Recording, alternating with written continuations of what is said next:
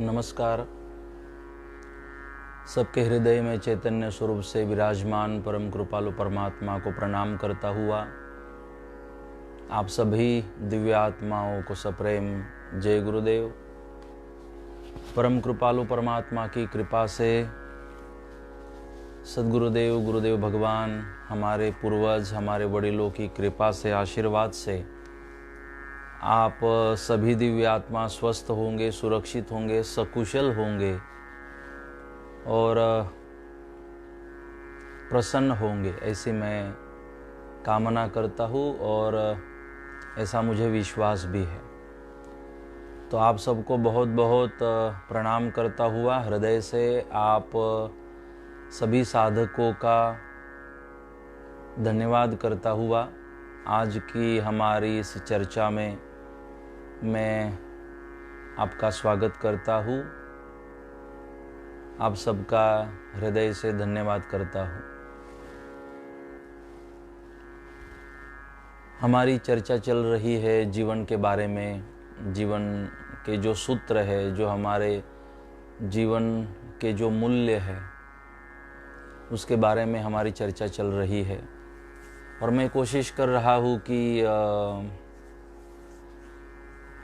जो शास्त्रों का ज्ञान है, जैसे कि मनहर ज्ञान, जैसे कि अमृतवाणी है, हमारे वेद उपनिषद है, या तो भगवान श्री राम का चरित्र, भगवान श्री कृष्ण का चरित्र, तो इन सब के माध्यम से मैं आसान बनाऊँ, सहज बनाऊँ इन बातों को, ताकि आप आसानी से मेरी बातों को समझ सके। और इन सब के बीच में मैं अपना भी मत, अपनी भी सोच मैं इसके साथ में मिला रहा हूँ कि वेदों से उपनिषद और भगवान के जो भी चरित्र है, जो भी सद्ग्रंथ है, जो संतों से मैंने सुना, तो जितना मैं समझ पाया या तो जो मैं समझा उसे आपके साथ मैं रख रहा हूँ, आपके सामने अपने विचारों को। तो ये मेरे कुछ विचार मेरे अपने भी होते हैं, ज़रूरी नहीं है कि आप उन विचारों को फाइनल समझे, वो मेरे विचार है। लेकिन वेद उपनिषद और संतों के जो विचार है उसमें कोई दोहराई नहीं है, उसमें कोई मन में दुविधा नहीं होनी चाहिए, मन में कोई शक नहीं होना चाहिए, संशय नहीं होना चाहिए। उसे तो स्वीकारना ही स्वीकारना है, बेशक उसे स्वीकारना ही स्वीकारना है। तो बहुत बहुत आप सबका धन्यवाद करता हुआ मनहर ज्ञान के माध्यम से हम कुछ कोशिशें कर रहे हैं। जो 15वें श्लोक हमने 15वां श्लोक चर्चा के लिए लिया है, जिसमें सद्गुरुदेव ने कहा कि सखे धरती उदक जोइए तेने जड़े करी अर्थ ना होवे, प्रगट होए ताहा कारज थाए, हरि प्रगट जहा हरिजन गाए। तो शायद यहाँ तक हम आए थे। 2 पंक्तियों की चर्चा हमने यहाँ पर की थी। प्रगट होए तहा कारज थाए, हरि प्रगट जा हरिजन गाए। भगवान वही प्रगट हो जाते जहाँ भगवान को बुलाया जाता है, या भगवान के जो भगत है, जो मैंने भक्तों के लक्षण बताए, ऐसे भक्त भगवान को जहाँ बुलाते हैं वही भगवान प्रगट होते रहते, या वही भगवान प्रगट होते हैं। जो निरंजन निराकार है, जो निर्गुण है, तो वो भी जो निर्गुण है सगुण बन उसे भी अवतार धारण करना, अवतरित होना जरूरी हो जाता है। तो बताइए कि भक्तों की ताकत कितनी है। वह है तो निर्गुण, वह है तो निराकार, लेकिन आप मुझे बताएं कि माँ यशोदा की ताकत कितनी है। माँ यशोदा का कौन सा वह भाव रहा होगा, कैसे उन्होंने कौन सी ऐसी भक्ति, जप, तप, अनुष्ठान माँ यशोदा ने किया होगा, कि भगवान को बाल स्वरूप धारण कर यशोदा के पास आना पड़ा। यशोदा, माता यशोदा की वो अलग से एक कथा है कि माँ यशोदा चाहती थी कि आप भगवान को मैं बाल स्वरूप में देखना चाहती हूँ और बाल स्वरूप की मैं सेवा करना चाहती हूँ माँ बनकर। तो चलो, भगवान ने माँ यशोदा की उस इच्छा को भी वहाँ पर पूर्ण किया। माँ यशोदा की उस कामनाओं को भी भगवान पूरा करते। और जो निर्गुण है, जो निराकार है, परमात्मा सगुण बन उन परिस्थितियों में भी अवतार अपना धारण करते हैं कि बंदीवास में वसुदेव माँ देवकी को बंद करके रखा है और वहाँ प्रकट होकर और फिर गोकुल में भगवान पहुँचते हैं, वहाँ जाते। ये तो भगवान की लीलाएं है। कंस की कौन ताकत थी जो इस तरह से करे, लेकिन ये भगवान की लीलाएं है। तो भगवान गोकुल पहुँचते तो कौन सा वह अधिकार माँ यशोदा का रहा होगा, लेकिन हुआ ना। माँ यशोदा को लालन पालन और लाड़ प्यार करने का सौभाग्य प्राप्त हुआ। और कितना अधिकार भगवान माँ यशोदा को देते हैं कि माँ यशोदा कान पकड़ती है तो भगवान अपने कान पकड़ते हैं। माँ यशोदा ने कहा कान पकड़ो, अपने कान पकड़ते। नीचे बैठो, खड़े हो जाओ, तो उठक बैठक भी लगाते हैं। माँ लकड़ी लेकर भगवान श्री कृष्ण के पीछे भागती है, भगवान आगे आगे भागते।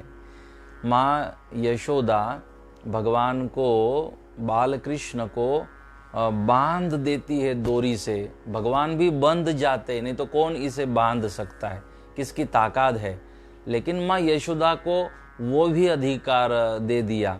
माँ यशोदा कहती है ये कंबल और ये लकड़ी काठी हाथ में लो और जाओ गौ माता को चराने, गौ माता की सेवा करो।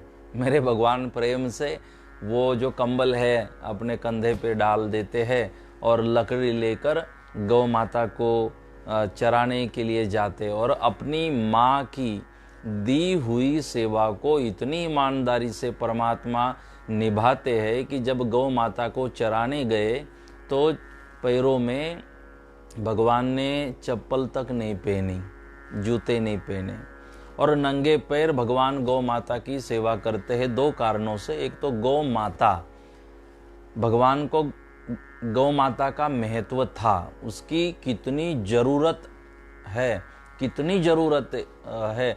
और सृष्टि में जो जीवन है, उस सृष्टि में जो जीवन है सभी जीव प्राणी मात्राओं का, तो इन सब के लिए कितनी गौ माता पूरक है ये भगवान जानते थे। तो इसलिए उसे माँ का दर्जा दिया, क्योंकि उसमें संवेदना है, वो घास खाती है, दूध देती है। और वो दूध नहीं, वो अमृत है, वो गोमूत्र अमृत है, वो गोबर जो है वो भी धरती के लिए, फसल के लिए बहुत उपयुक्त है। तो पहले घर होते थे तो पहले घरों में ये गौ माता का गोबर ही ऐसे गोबर से लिंपन करते थे।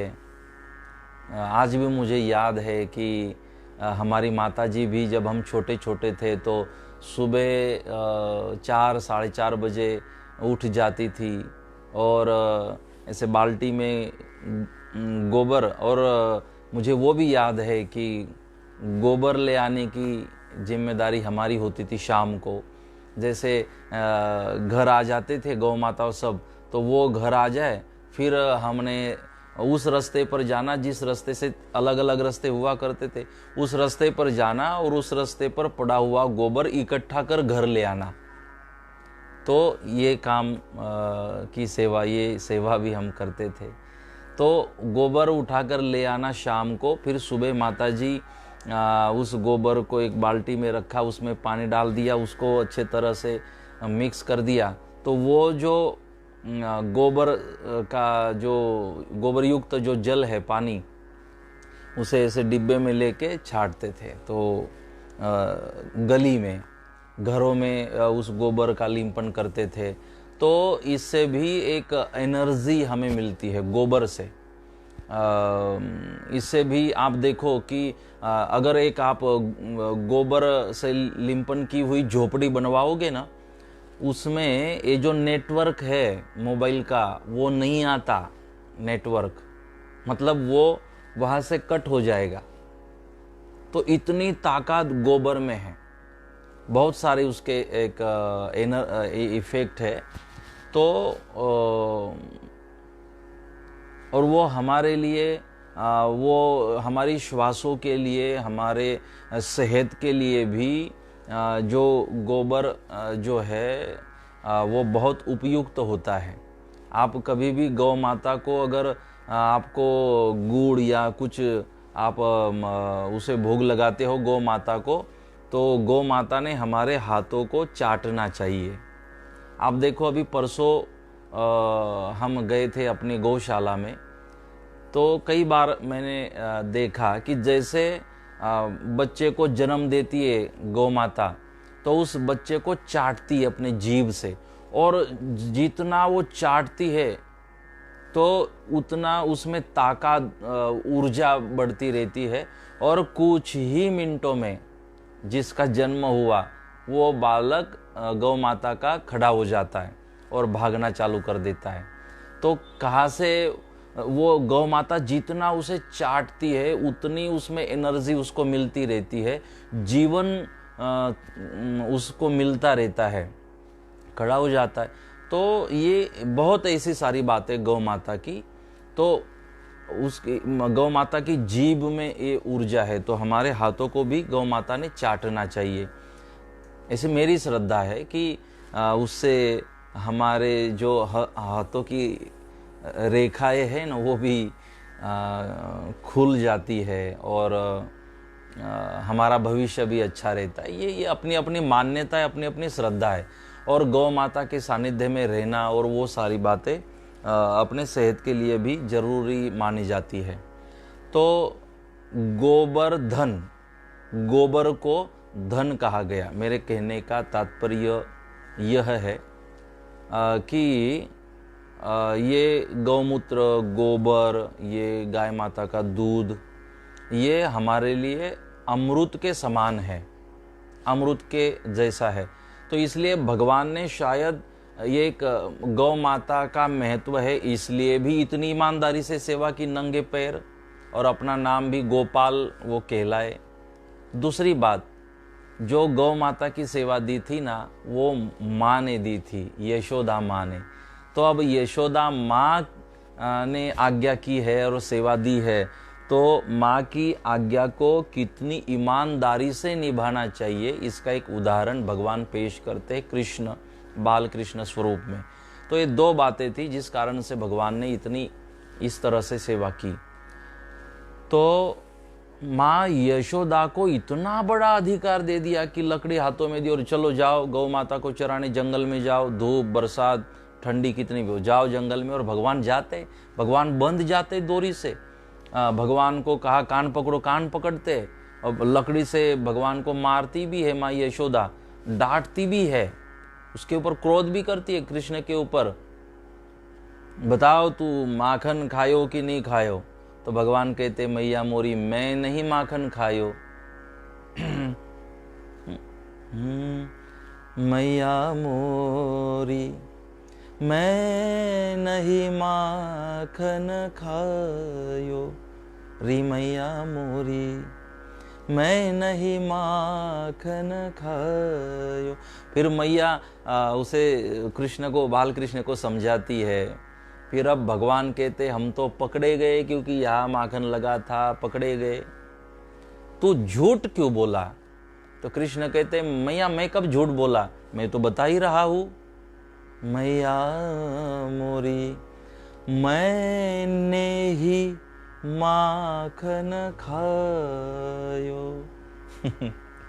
माँ मुस्कुराती है, माँ कहती है वाह लाला, पहले तो कह दिया मैं नहीं माखन खायो।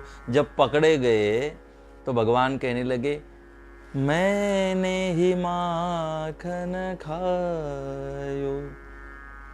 तो माँ भी हंसने लगी, भी क्रोध को भूल गई। कहने का मेरा भाव है, मैं इसलिए स्मरण करा रहा हूँ कि भगवान ने इतना अधिकार दे दिया कि बोल तू खाए। अब खाने दे भगवान है, लेकिन नहीं, वो तो माँ अपने बेटे को देख रही है ना।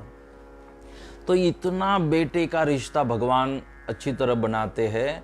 तो इस दृष्टांत को मैंने इसलिए याद कराया कि कोई अगर यशोदा के जैसा भक्त हो और कह दे अपने भगवान को, जो निर्गुण है, जो निराकार है, उस भगवान को कह दे कि मुझे आपके बाल स्वरूप के दर्शन करने हैं, दर्शन ही नहीं तो मुझे आपका संगोपन करना है, लालन पालन करना है और उस आनंद की अनुभूति करना है, तो मेरे निर्गुण और निराकार जो करुणाना करनारा करुणानु कोई पार नथी, ऐसे जो करुणामयी भगवान है, वो बाल कृष्ण बनकर यशोदा की इच्छाओं को पूर्ण कर देते हैं। यशोदा मतलब भक्त। एक भक्त की इच्छा पूरी करने के लिए वो निर्गुण सगुण बन जाते हैं, बाल स्वरूप में आ जाते हैं, और वो माँ कहती है वैसे कृष्ण करते भी है। तो ऐसे अगर कोई भक्त है माँ यशोदा की तरह, माँ कौशल्या की तरह, राजा दशरथ, नंद बाबा की तरह अगर कोई भक्त है, तो भगवान उनकी उन इच्छाओं को भी पूरा करने के लिए सगुण हो जाते हैं, अवतार धारण करते, अवतरित हो जाते हैं। तो यही बात सद्गुरुदेव कह रहे हैं। मैंने इसे स्पष्ट करने के लिए आपको इन बातों को स्मरण कराया कि जैसे भगवान ने कहा कि सद्गुरुदेव ने कहा, प्रगट होए ताहा कारज थाए, हरि प्रगट जा हरि जन गाए। भगवान वहाँ प्रगट हो जाते हैं जहाँ भगवान बुलाते हैं। जो निर्गुण है वो सगुण हो जाते हैं, वो जो निराकार है वो साकार हो जाते हैं। जब भक्त की वो चाह होनी चाहिए, वो उसकी पात्रता भक्त की होनी चाहिए, तो भगवान इस तरह भी अब जैसे कि प्रहलाद थे, तो भगवान तो निर्गुण है, निराकार है, लेकिन प्रहलाद के लिए प्रकट हो गए। और कैसे प्रकट हो गए? स्तंभ से प्रकट हो गए। तो जहाँ प्रहलाद ने याद किया तो हिरण्यकश्यप पूछता है, क्या इस स्तंभ में भी तेरा नारायण है? तो प्रहलाद कहते हैं, हाँ, इस स्तंभ में भी मेरे नारायण है। तो उस स्तंभ को तोड़ देता है हिरण्यकश्यप, और उसी स्तंभ से भी भगवान प्रकट हो जाते हैं। और भगवान प्रकट हो जाते हैं और भगवान ने प्रमाण कर दिया, सर्टिफिकेट दे दिया कि मेरे भक्त मुझे जहाँ याद कर देते हैं वहाँ मैं प्रकट हो जाता हूँ। मेरे भक्त मुझे जहाँ देखते हैं मैं वही उनको दर्शन दे दिया करता हूँ। और इतना ही नहीं, मेरे भक्तों के लिए मैं नरसिंह भी बन सकता हूँ, चाहे कोई भी स्वरूप में धारण कर सकता हूँ, कहीं भी प्रकट हो सकता हूँ, कहीं भी मैं उनको दर्शन दे सकता हूँ। तो भगवान ने ये स्पष्ट कर दिया कि हाँ, ये जो बात आती है कि नाहम वसामि वैकुंठे योगिनाम हृदय नच मद भक्त यत्र गायन्ति तत्र तिष्ठामि नारद। कि भगवान ने जो बताया कि हाँ, मैं जहाँ मुझे भक्त बुलाते हैं, जो जहाँ मेरा गायन करते हैं, तत्र तिष्ठामि नारद, हे नारद मैं वहाँ प्रकट हो जाता हूँ। तो कहने का मेरा तात्पर्य यह है कि जो निराकार है साकार बन जाता है, जो निर्गुण है वो सगुण बन जाता है। अगर प्रहलाद के जैसा भक्त अगर स्तंभ में भी कह दे कि हाँ इसमें मेरा भगवान है, तो भगवान को उस स्तंभ से भी प्रकट होना पड़ता है। न भगवान अपनी मर्जी से स्तंभ से प्रकट हुए थे, भगवान तो प्रहलाद की इच्छा से, प्रहलाद के उस भक्ति की क्षमता से, ताकत से उस स्तंभ में प्रकट हुए थे। क्योंकि प्रहलाद ने कह दिया था, हाँ इसमें भी मेरे नारायण है, और भगवान ने प्रमाणित कर दिया। अगर मेरे किसी भक्त ने कहा कि इसमें मेरे भगवान हैं, तो उसमें भी मैं प्रकट हो जाता हूँ। तो यहाँ भगवान नरसिंह का स्वरूप धारण कर स्तंभ से प्रकट होते हैं और अपने भक्तों की महिमा को बढ़ाते हैं कि मेरे भक्त इतने काबिल है और मेरे भक्तों की ये महिमा है और मेरे भक्तों के प्रति मेरी इतनी श्रद्धा है। तो ये भगवान ने प्रकट किया। तो जो सूत्र हम सुनते हैं कि भक्तों के वश में भगवान है, ये मैं आपको स्पष्ट कर रहा हूँ कि हाँ, भक्तों के वश में भगवान है। लेकिन कैसे भक्त? माँ यशोदा की तरह, माँ कौशल्या की तरह, प्रहलाद की तरह, ध्रुव के लिए भगवान आ गए तो ध्रुव की तरह, ऐसे कई भक्तों के नाम हम ले सकते हैं। तो भगवान प्रकट हो जाते हैं, लेकिन उस तरह का हमें भक्त बनना होता है। वो चाहे, लेकिन हमें भी अनुभूति हो सकती है। लेकिन हमारी दिक्कत क्या होती है कि जहाँ हम वो है, मिलते हैं भगवान, हम वहाँ नहीं खोजते और किसी और जगह उस भगवान को ढूंढने की कोशिश करते हैं। जैसे कि दुनिया की रीत भी अजीब है, वही दूर लगता है जो सबसे करीब है। दुनिया की रीत भी अजीब है। हम यहाँ वहाँ भगवान को देखते हैं और ऐसा सोचते हैं कि भगवान तो वहाँ क्षीर सागर में है, वैकुंठ में है। हमें ऐसा लगता है कि भगवान हमसे बहुत दूर है। हमें भगवान दूर लगते हैं जो सबसे करीब है। लेकिन भगवान जितने हमारे करीब है, उतना करीब तो और कोई भी नहीं है। हमें जो नज़दीक है वो दूर लगता है, और जो दूर होता है वो लगता है वो हमारे नज़दीक है। ये हमारा दोष है। तो इसी तरह से अगर हमने जहाँ भगवान की अनुभूति हमें मिल सकती है, जहाँ भगवान के दर्शन हो सकते हैं, अगर वहाँ हम भगवान को नहीं ढूंढते, अनुभव करते, तो दोष हमारा है। जिस तरह, एक उदाहरण के द्वारा मैं स्पष्ट करूं, हमारी दिक्कत क्या हो जाती है कि जैसे एक व्यक्ति तालाब था, जल से भरा हुआ एक तालाब, और छलोछल जल से भरा हुआ है। तो उस तालाब के किनारे से एक व्यक्ति जा रहा था। जैसे उस व्यक्ति ने देखा कि उस तालाब में उसे एक मोती की माला दिखाई दी, और जैसे उसने मोती की माला देखी और वो बहुत चमक रही थी, तो ये समझ गया कि ये जो मोती की माला है, शायद ओरिजिनल मोती दिखाई दे रहे हैं, और ये माला मुझे चाहिए। मोती की हो या जो किसी भी धातु की हो, लेकिन चमक रही है, और ये माला तो मैंने निकालनी चाहिए, और मैं तैरना भी जानता हूँ। तो बारीकाई से उसने देखा कि उस तालाब में वो माला है और तैर रही है जल पर।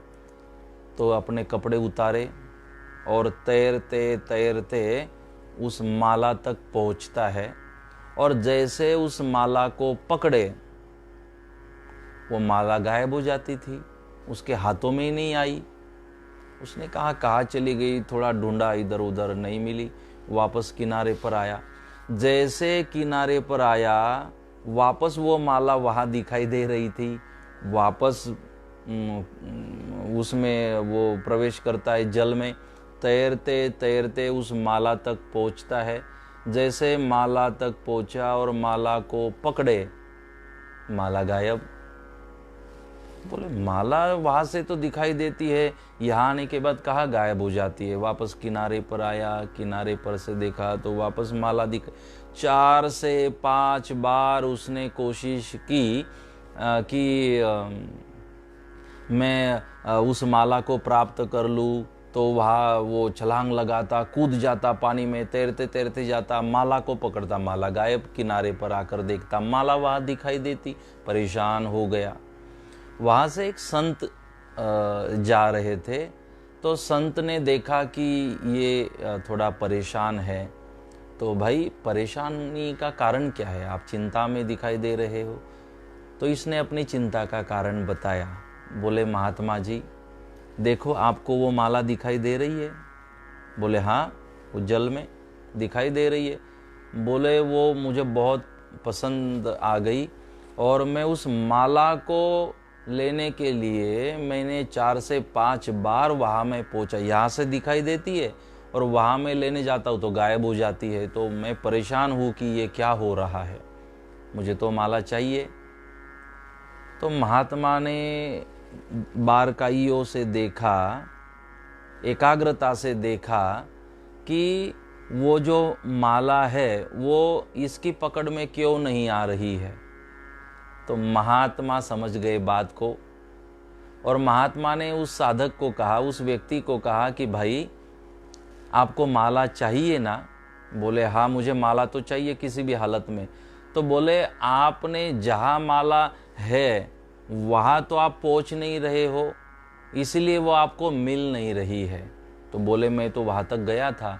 बोले नहीं, देखो बोले किनारे पर जो पेड़ है उस पेड़ की जो डाली इस तालाब पर लटक रही है, उस डाली पर वो मोती की माला ऊपर लटक रही है और नीचे उसका प्रतिबिंब दिखाई दे रहा है। तो आप प्रतिबिंब को पकड़ना चाहते हो तो प्रतिबिंब कैसे हाथों में आ सकता है, माला तो ऊपर लटक रही है, ये उसका प्रतिबिंब है। तो आप गलत जगह उस माला को ढूंढ रहे हो। वो माला जहां आप देख रहे हो वहां नहीं है, वो माला ऊपर लटक रही है। आपको वहां पहुंचना पड़ेगा, तब माला आपको मिल सकती है। कुछ ऐसा ही हमारे जीवन में हो रहा है कि भगवान की अनुभूति जहाँ है, जहाँ भगवान हमें मिल सकते हैं, मतलब भगवान की अनुभूति हो सकती है, हम वहाँ उन चीज़ों में भगवान को नहीं ढूंढ रहे और प्रतिबिंब को अपना समझकर, प्रतिबिंब में फंसकर और प्रतिबिंब के पीछे हम लगे पड़े हैं और मूल तो कहीं और है। कुछ इस तरह से, मतलब कि जहाँ भगवान है वहाँ नहीं और जहाँ नहीं है वहाँ खोजने में हम अपने समय को बर्बाद कर रहे हैं और जहाँ है ही नहीं वहाँ खोज रहे हैं और नतीजा आ जाता है कि हमें भगवान के दर्शन नहीं होते और भगवान की अनुभूति नहीं होती। सारांश यह है कि भगवान जहाँ है वहाँ हम भगवान को ढूंढे, खोजे तो हमें अनुभूति मिल सकती है। तो कहने का मेरा तात्पर्य है कि वेदों ने, शास्त्रों ने, उपनिषदों ने, संतों ने बताया कि यह इस तरह से भगवान है, तो वहाँ हमने उस भगवान को ढूंढना चाहिए तो हमें वो मिल सकते हैं।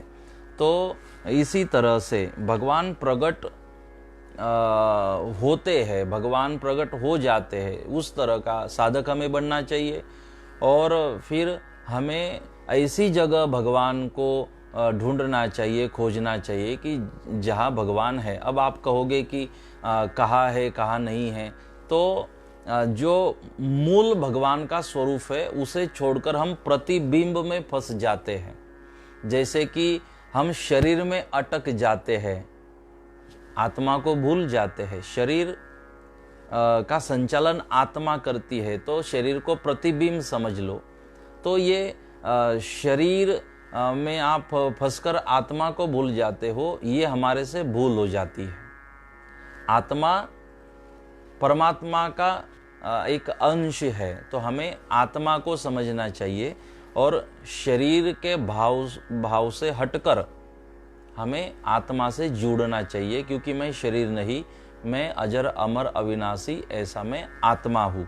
जब हम शरीर की आसक्ति से हटकर, शरीर को जो हम अपना मान बैठे हैं, इस भाव से हटकर अगर आत्मा को अपना समझते हैं तो शायद हमें अनुभूति भगवान की हो सकती है। तो आप जब आप जहाँ सीमेंट, स्टील, ये सारा सामान मिलता हो, तो ऐसी जगह आप दही मांगने, छाछ मांगने नहीं जा सकते। जहाँ दही मिलता हो डेयरी में, जहाँ छाछ मिलती हो, वहाँ आप सीमेंट मांगने नहीं जा सकते हो।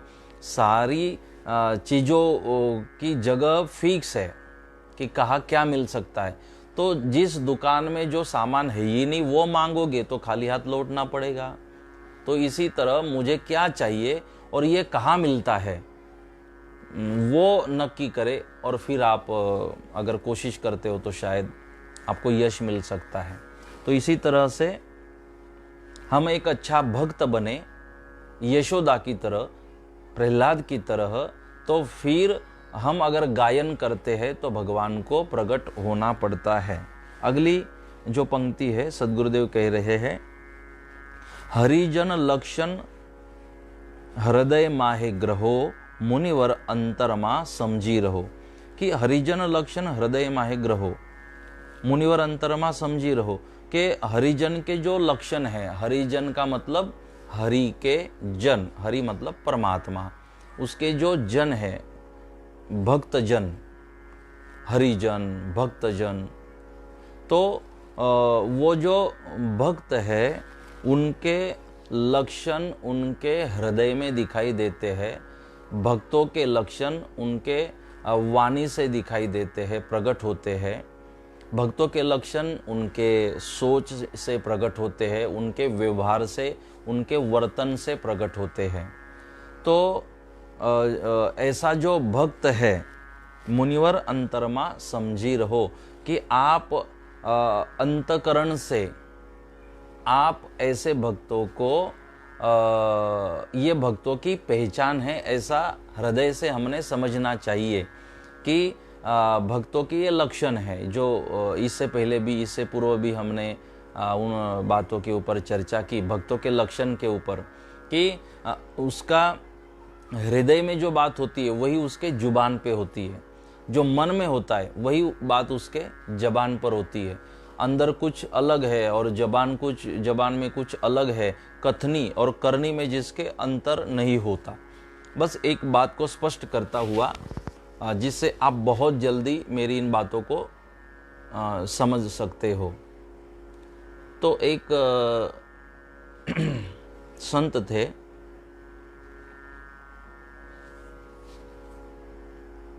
ठंडी के दिन थे,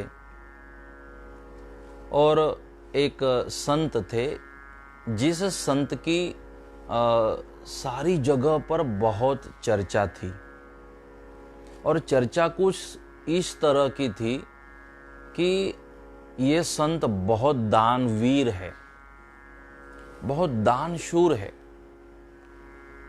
ये जिसको जो जरूरत है, और अगर ये पूर्ण कर सकते हैं तो ये महात्मा उनकी जरूरतें पूर्ण करते रहते हैं। ऐसा इनका स्वभाव है। कभी इनका कुछ स्वार्थ नहीं है, अपने लिए नहीं जीते, सबके लिए जीते हैं। और जो अगर किसी ने कुछ भेंट कर दिया तो किसी ज़रूरतमंद को भेंट कर देते हैं। और आज भी ऐसे संत है। मुझे इसमें बड़गांव टाकड़ी वाले जो मध्य प्रदेश के हैं वो भी मुझे सुन रहे हैं। वहाँ पर भी एक महात्मा आज भी है, शायद सियाराम जी महाराज ऐसा कुछ उनका नाम है। वो वस्त्र भी नहीं पहनते, बस एक लंगोट पर रहते हैं, और बहुत बड़ा नाम है उनका, और पता नहीं लाखों करोड़ों उनके भक्त हैं। और आज तक उन्होंने अपने लिए नियम बनाया कि 10 रुपये से ज़्यादा उन्होंने कभी किसी से दान नहीं लिया आज तक। लेते हैं तो 10 रुपये, और वो 10 रुपये भी क्यों ले रहे हैं वहाँ जाने के बाद पता चलता है। आज भी ऐसे सिद्ध संत इस दुनिया में हैं। तो ये संत भी ऐसे ही परोपकारी थे, सद्भाव हृदय में था सबके प्रति। तो क्या हुआ कि किसी ने इनको एक शॉल दी थी पहनने के लिए। ठंडी के दिन थे, बहुत गहरी ठंडी। तो शॉल ओढ़कर ये महात्मा वहाँ पर बैठे थे। कुछ लोग भी वहाँ पर बैठे थे। उतने में क्या हुआ कि वहाँ एक ज़रूरतमंद एक व्यक्ति आया। उसके कपड़े भी नहीं थे ठीक से पहनने के लिए, फटे कपड़े थे, ठंड बहुत बज रही थी और तकलीफ़ हो रही थी। तो संत के पास जाकर बैठा। संत ने पूछा, क्या आपको बहुत ठंड लग रही है? क्योंकि मैं देख रहा हूँ कि आपने ठीक से कपड़े भी नहीं पहने। बोले, हाँ ठंड बहुत है और तकलीफ़ हो रही है। तो संत ने क्या किया कि अपनी शॉल जो थी आधी उसे फाड़ दी और आधी शॉल उसे दे दी और आधी अपने लिए रख ली। अब उस व्यक्ति ने कहा, चलो ठीक हुआ, मुझे इतनी तो मदद मिली। और वो व्यक्ति जो ज़रूरतमंद था वो वहाँ से निकल गया। वो 3-4 लोग वहाँ जो बैठे थे वो इस बात को देख रहे थे। अब थोड़ी देर के बाद उन लोगों ने इस संत को देखा तो ये संत रो रहे थे, इनकी आंखों में आंसू बह रहे थे। तो वो 3-4 लोग संत के पास आए। बोले, महात्मा जी क्यों रो रहे हो? आपके आंखों में आंसू क्यों है? बोले, भाई कुछ नहीं, आप चिंता न करो, कुछ नहीं। बोले, आप रो तो रहे हो? नहीं। बोले, ऐसा कुछ नहीं है, मुझे कोई तकलीफ नहीं है, मैं खुश हूँ। तो 3-4 लोग जो थे, अब महात्मा बोल नहीं रहे, तो 3-4 लोगों ने कहा, महात्मा जी आप बताइए मत, लेकिन हम समझ गए हैं आपकी बात को। बोले, क्या हुआ, क्या समझ गए? तो बोले, हम आपकी बात को समझ गए कि आपको पछतावा हो रहा है। बोले, किस बात का? बोले, पछतावा आपको इसका हो रहा है कि आपने आधी शॉल दे दी ना उस व्यक्ति को, तो अब पछता रहे हो क्योंकि ठंड बहुत बढ़ रही है। और आप शायद पछता रहे हो कि मैंने आधी शॉल उसे क्यों दे दी, क्योंकि जब आपने आधी शॉल दे दी तब से हम देख रहे हैं कि आपको ज़्यादा तकलीफ हो रही है ठंड की, इसीलिए रो रहे हो ना कि ज़्यादा मैंने आधी शॉल उसे क्यों दे दी। तो संत ने कहा कि भाई साहब ऐसा नहीं है, आधी शॉल देने के कारण मैं रो नहीं रहा हूँ। बोले, फिर रो क्यों रहे हो वो बता दो, नहीं तो हम तो यही समझ रहे हैं। तो महात्मा ने कहा, मैं रो इसलिए रहा हूँ, मेरे आंखों में आंसू इसलिए आए कि मैंने उसे आधी ही शॉल क्यों दी, मैंने उसे पूरी की पूरी शॉल उसे दे देनी चाहिए थी, क्योंकि मेरे शरीर पर तो पहनने के लिए कपड़े हैं, लेकिन उस बेचारे के शरीर के ऊपर तो कपड़े भी ढंग के पहनने के लिए नहीं थे। तो मुझे इतनी ठंडी आधी शॉल में बज रही है, तो मेरे से ज़्यादा ठंड तो उसे बज रही होगी। क्या हालत हुई होगी उसकी, कितनी तकलीफ हो रही होगी। मैंने उसे पूरी शॉल क्यों नहीं दे दी, इसका पछतावा हो रहा है और सोचकर मेरे आंखों में आंसू बह रहे हैं। ये है दान की महिमा, ये है भक्तों का लक्षण, ये है भक्तों के हृदय की अमीरी। ये अमीरी जिसके हृदय में है, ये ऐसे जो अमीर भावना जिसकी है, जो इतनी अमीर, जिसकी सोच में इतनी अमीरी है, जो मैंने आधी क्यों दी ये पछतावा नहीं है, मैंने आधी ही क्यों दी ये पछतावा है। तो कितनी विचारों की, स्वभाव की अमीरी है। ऐसे जो सज्जन है, जो सद्भक्त है, तो वो जहाँ भगवान का गायन करते हैं, स्मरण करते हैं, ऐसे भक्त जिनके हृदय में इतनी करुणा है, जिनका हृदय औरों के दुख से द्रवित हो जाता है, जिनके मन में कोई भ्रम नहीं है, द्वैत नहीं है, जिनके स्वभाव में समरसता है, सम सबके प्रति है, तो ऐसे भक्त जहाँ मेरा गायन करते हैं वहाँ मैं प्रकट हो जाता हूँ। और ये भक्तों का लक्षण है। ऐसे सद्गुरुदेव मन हर ज्ञान के माध्यम से हम सबको कह रहे हैं। तो शायद आप इस बात को समझ गए। भक्त का लक्षण इसमें बताया, और कैसे ऐसा अगर कोई भक्त है, इतना द्रवित हो जाता है हृदय, इतनी करुणा है हृदय में, औरों के प्रति इतना समर्पित है, तो ऐसे भक्त अगर मुझे बुलाते हैं तो मैं प्रकट हो जाता हूँ। मैंने यशोदा को याद किया, माँ यशोदा को, इस तरह प्रकट हो जाते। और क्या आनंद दिया है परमात्मा ने माँ यशोदा को बाल स्वरूप में, कौन सा आनंद नहीं दिया माँ यशोदा को। तो ये करते हैं भगवान। और माँ यशोदा के लिए ही नहीं, कौन कहता है भगवान आते नहीं? कौन कहता है आते ही भगवान? कौन कहता है भगवान सोते नहीं? माँ यशोदा की तरह हम सुलाते नहीं। कौन कहता है भगवान आते नहीं? हम बाई मीरा की तरह बुलाते नहीं, हम द्रौपदी की तरह बुलाते नहीं। कौन कहता है भगवान नाचते नहीं? हम गोपियों की तरह हम नचाते नहीं। कौन कहता है भगवान खाते नहीं? बेर शबरी के जैसा हम खिलाते नहीं। ये आप सबको पता है, लेकिन यहाँ ये फिक्स हो रहा था, फिट हो रहा था, इसलिए मैंने आपको स्मरण कराया कि हाँ, कौन कहता है नहीं, हमें मीराबाई बनना होगा, हमें द्रौपदी बनना होगा, हमें शबरी बनना होगा, हमें माँ यशोदा बनना होगा। ये सब होता है, ये हो सकता है, नामुमकिन नहीं है। इतना भगवान ने प्रमाण दे दिया कि मैं स्तंभ से भी प्रकट हो जाता हूँ, तो और क्या प्रमाण चाहिए? भगवान ने कहा मैं मछली भी बनता हूँ, मत्स्य अवतार, और क्या प्रमाण चाहिए? मैं कच्छ भी बनता हूँ, कच्छ अवतार, मैं वराह अवतार, महावराह अवतार भी धारण करता हूँ, मैं नरसिंह भी बनता हूँ, तो और क्या प्रमाण चाहिए? 24 अवतार माने जाते भगवान के, जिसमें से 23 हो गए और 24वां बाकी है। 10 अवतार में से 10वां और 24 अवतार में से 24वां कल्कि अवतार, भगवान विष्णु का निष्कलंक अवतार, दशम अवतार। तो भगवान ने कितने प्रमाण दे दिए। अगर कोई शबरी बुलाती है झोपड़ी में, तो मैं जन्म लेता हूँ अयोध्या में राज परिवार में, और बहाना बनाता हूँ बनवास का, और मैं उसकी झोपड़ी में भी पहुँचता हूँ। तो कितना प्रमाण भगवान ने दे दिया।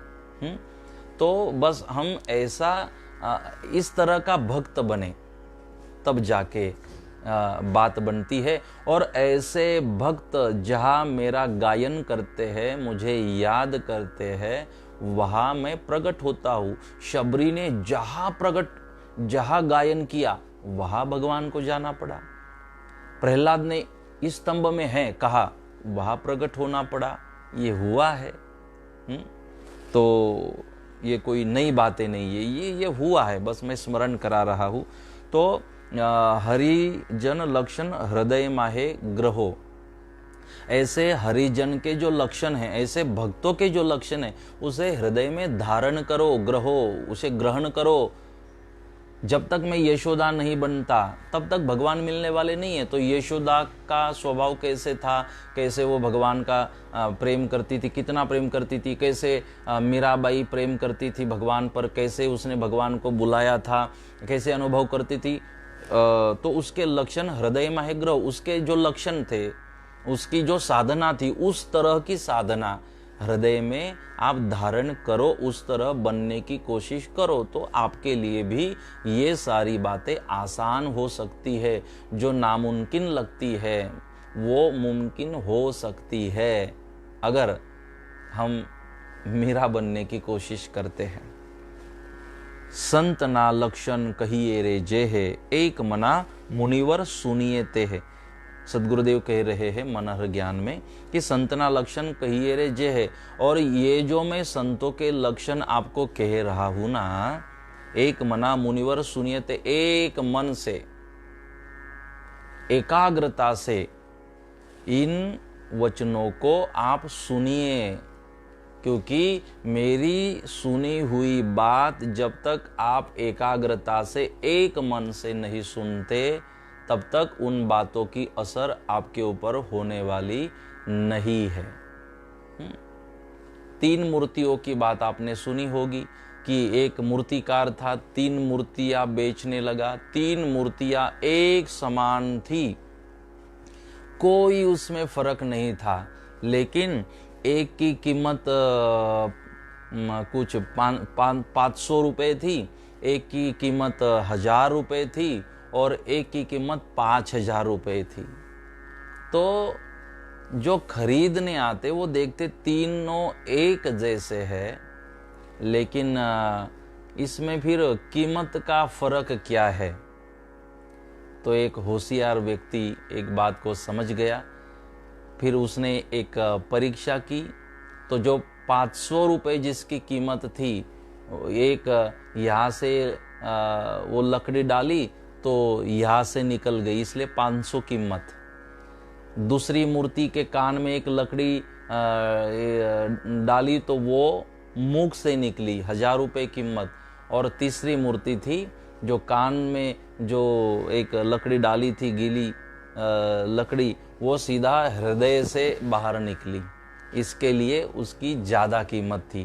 कहने का मतलब कि हम वो वाले साधक बने, इस कान से सुने और इस कान से छोड़ दोगे तो फिर तकलीफ की बात है।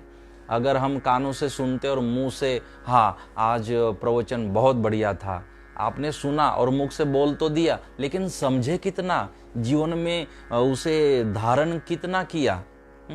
कई लोग तो होते यहाँ से सुने यहाँ से छोड़ दो, बात समाप्त हो गई।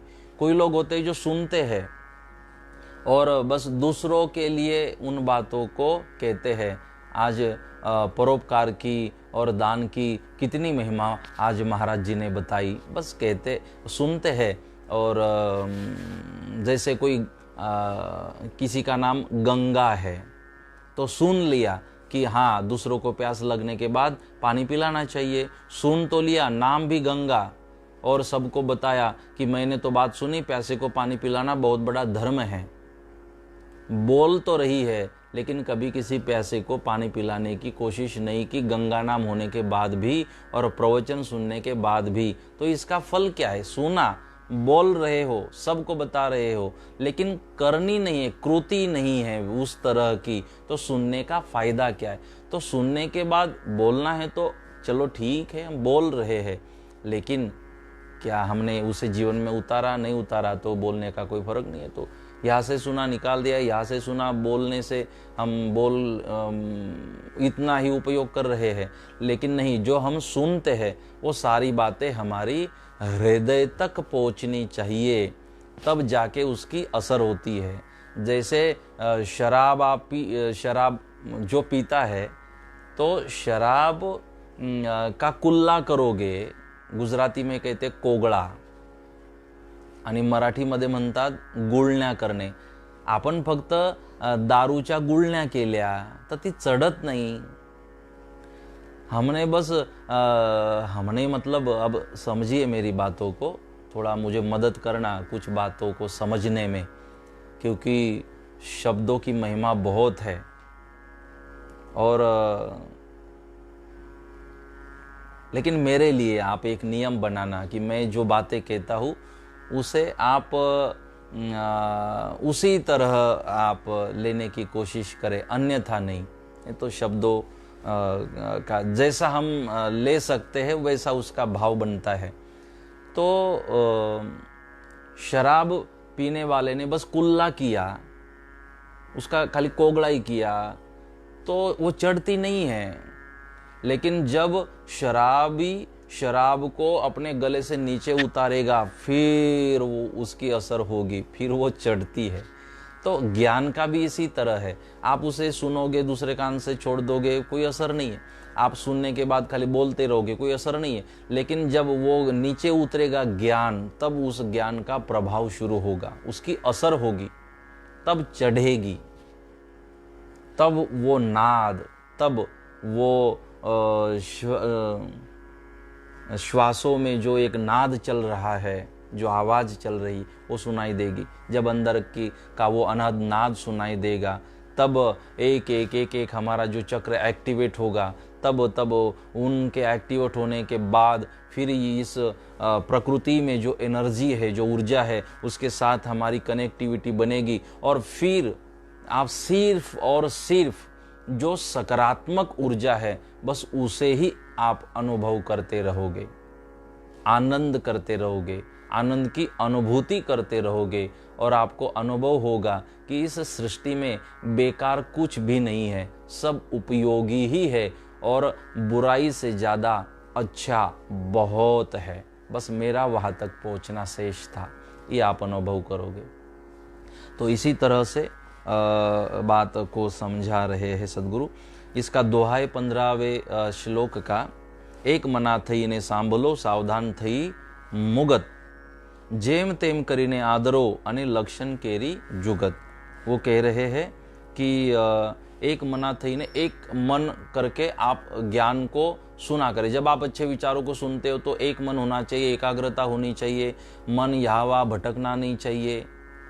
मन की एकाग्रता होती है तब हम इन बातों को सुन सकते, सुनने के बाद याद रख सकते हैं। नहीं तो कई बार शरीर से तो बैठते हैं लेकिन मन कहीं और होता है बाहर, तो फिर शरीर का यहाँ होने से उपयोग क्या है। अगर मन कहीं भटक रहा हो तो मन भी उन बातों में हो तब याद रहती है, असर होती है। सावधान थई मुगत, अगर सावधान होकर सुनते हो तो मुगत अधिकारी बनते हो। जेम तेम करीने आदरो अने लक्षण केरी जुगत, और ये जो लक्षण मैं बता रहा हूँ, मतलब सदगुरु जो बता रहे हैं, आप के न प्रकारे आप किसी भी तरह कोशिश करो और इन तत्वों को, इन बातों को, इन अच्छाइयों को अपने जीवन में उतारने की कोशिश करो। बुरी बातों के लिए माइंडसेट रहता है हमारा, अच्छी बातों को बार बार बार सुनना पड़ता है और कोशिश करनी पड़ती है। दुर्गंध दूर से आती है और सुगंध को अपने नासिका तक ले जाना पड़ता है, तब सुगंध आती है। दुर्गंध दूर से आती है। ये बुराई और अच्छाइयों का फर्क है। तो इसीलिए बुराई बहुत जल्दी समझ में आ जाती है, हमारे पास पहुंच। अच्छाइयों के लिए बार बार बार उन कर्तव्यों को करना पड़ता है, सुनना पड़ता है। तो इसलिए सदगुरुदेव कह रहे कि कितनी कोशिश करनी पड़े तो करिए, लेकिन आप सद्गुणों को धारण करिए, उसके बगैर हमारा उद्धार नहीं हो सकता, कल्याण नहीं हो सकता। तो इसी तरह से जो 15वां श्लोक है उसकी चर्चा हमने यहाँ पर की, और आज यही हम चर्चा को यहाँ पर विश्राम देते हैं। आप सबका हृदय से हम धन्यवाद करते हैं, भगवान के पास आप सबके कल्याण की प्रार्थना करते हैं। और बहुत बहुत आज मेरे साथ जुड़ने के लिए, प्रतिदिन मेरे साथ जुड़ने के लिए, शायद आज का यह 48 एपिसोड चल रहा है, पार्ट 48 हमारा पार्ट चल रहा है। तो पहले से लेकर आज तक आप नियमितता से निरंतर आप समय दे रहे हो, और जिसके कारण मुझे भी आनंद है और मुझे भी खुशी मिल रही है। आज बस एक दो पंक्ति गुनगुनाता हुआ मैं अपने वाणी को विश्राम दूंगा, क्योंकि आज्ञा हमें एकदंत जी की है कि मैं उन पंक्तियों को गुनगुनाऊं। है कन कन में झांकी भगवान की, वो कागज पर मुझे लिख के दे रहे हैं कि हे मना। तो बाप की बात मानने की जिम्मेदारी तो बेटे की होती है, लेकिन कुछ बेटे की बातें ऐसी होती है जो बाप को माननी चाहिए, जो अच्छी हो। तो आइए इसको गुनगुनाता हुआ फिर मैं अपनी वाणी को विश्राम दूं।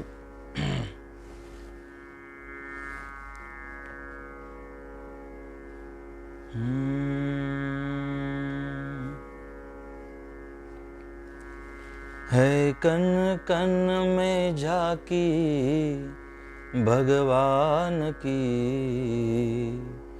किसी सूझ वाली आँख ने पहचान की, किसी सूझ वाली आँख ने पहचान की। है कन कन में झांकी भगवान की, किसी सूझ वाली आँख ने पहचान की। नाम देव ने पकाई, नाम देव ने पकाई, रोटी कुत्ते ने उठाई, रोटी कुत्ते ने उठाई। पीछे घी का कटोरा लिए जा रहे हो, पीछे घी का कटोरा लिए जा रहे। बोले रूखी तो न खाओ, बोले रूखी तो न खाओ, थोड़ा घी तो ले जाओ, थोड़ा घी तो ले जाओ। मुख अपना क्यों मुझसे छिपा रहे, मुख अपना क्यों मुझसे छिपा रहे। तेरा मेरा एक नूर, तेरा मेरा एक नूर, फिर काहे को हुजूर, फिर काहे को हुजूर। तूने शक्ल बना ली है श्वान की, मुझे ओढ़नी ओढ़ा दी है इंसान की, मुझे ओढ़नी ओढ़ा दी है इंसान की। है कन कन में झांकी भगवान की, किसी सूझ वाली आँख ने पहचान की।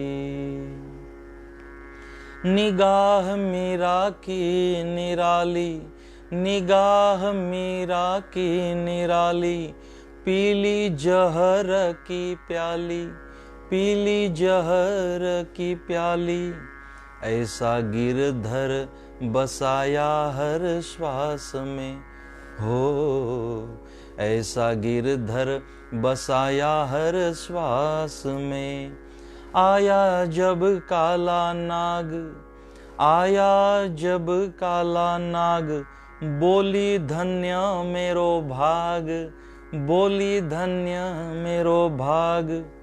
प्रभु आए हैं सांप के लिबास में हो, प्रभु आए हैं सांप के लिबास में। आओ आओ बलिहार, आओ आओ बलिहार, काले किसन मुरार, काले किसन मुरार।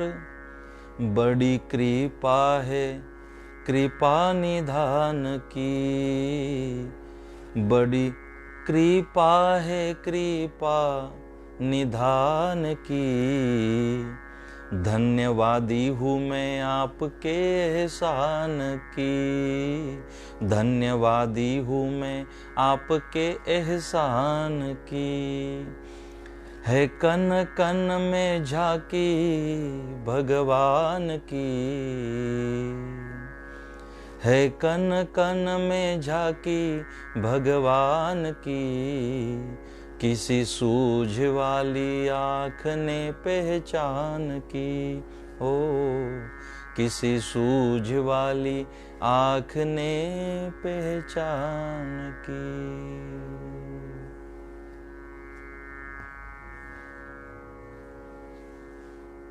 है कन कन में झांकी भगवान की, किसी सूझ वाली आँख ने पहचान की।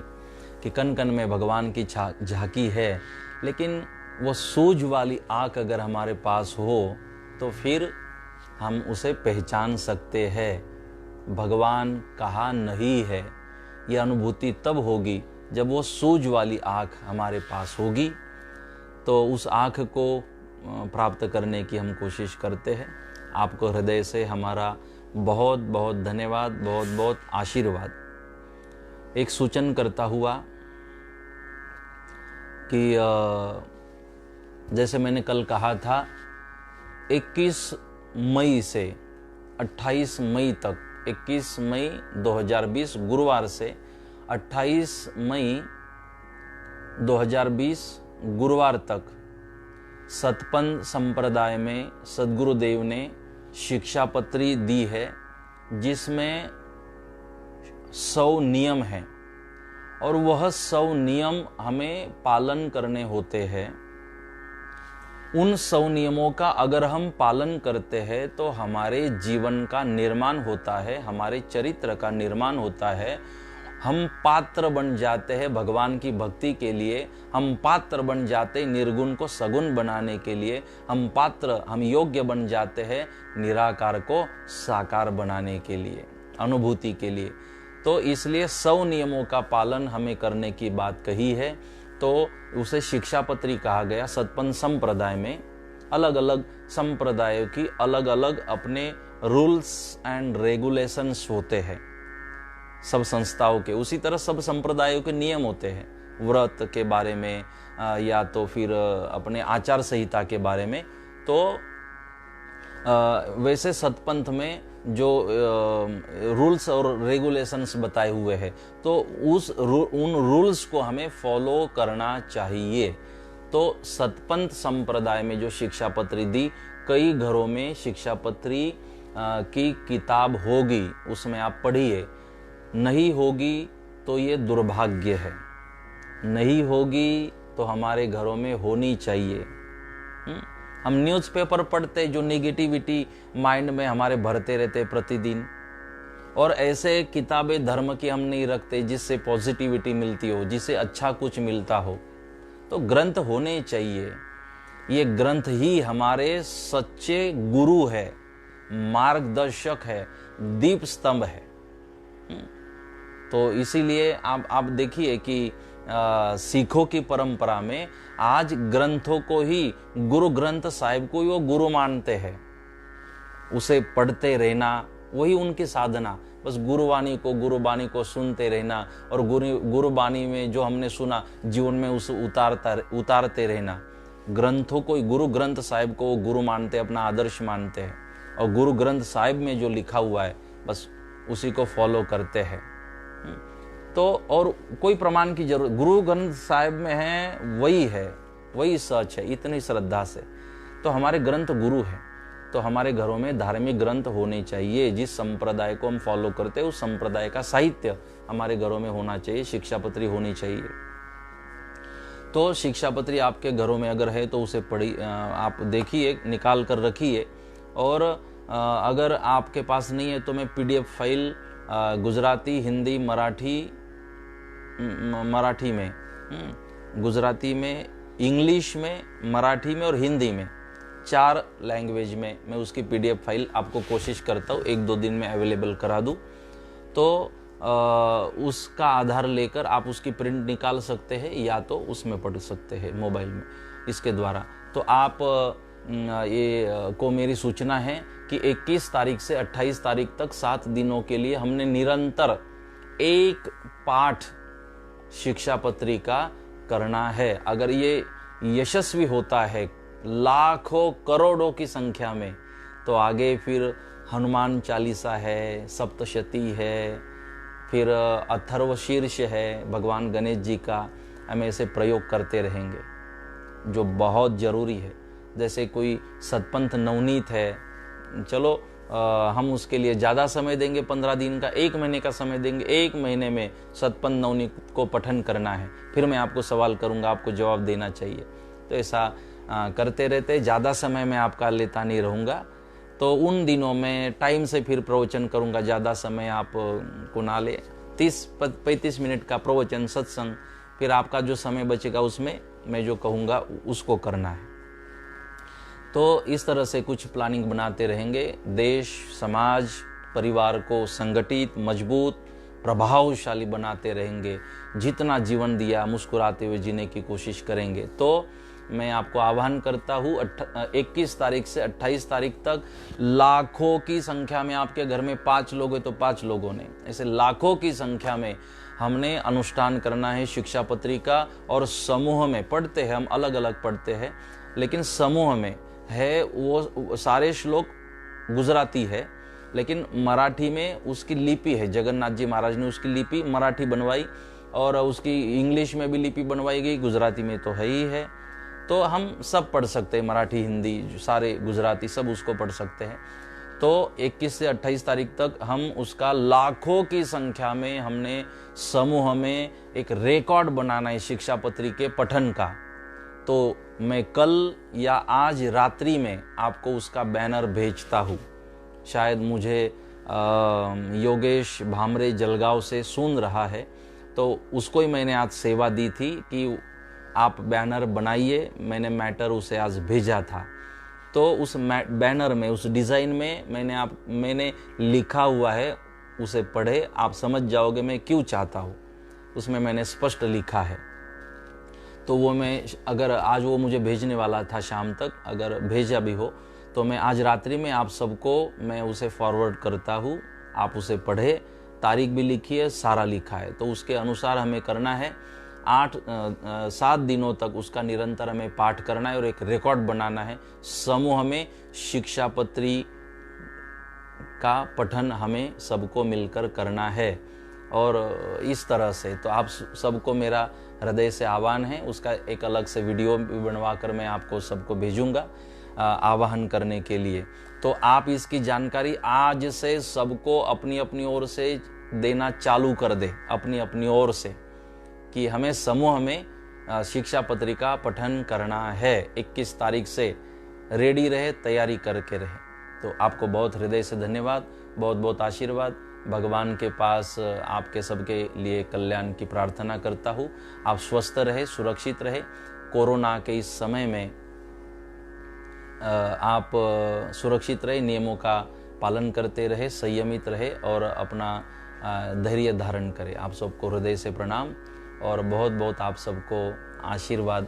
और आज के लिए आप सबके कल्याण की प्रार्थना करता हूँ और भगवान के पास प्रार्थना करता हूँ कि आपकी तंदुरुस्ती अच्छी रहे, आप स्वस्थ रहे, निरामय आयु आपको परमात्मा प्रदान करे।